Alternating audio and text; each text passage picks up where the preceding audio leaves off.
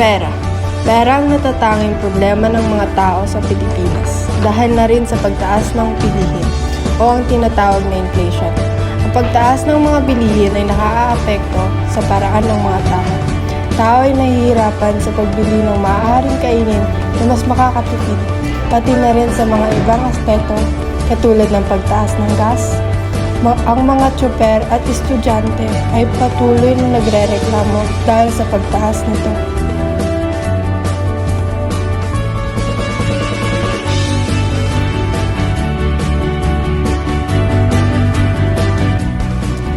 Pwede rin humanap o gumawa ng alternatibong produkto na tayo ay mas makakatipid at pwede rin magamit bilang negosyo para tayo ay kumita.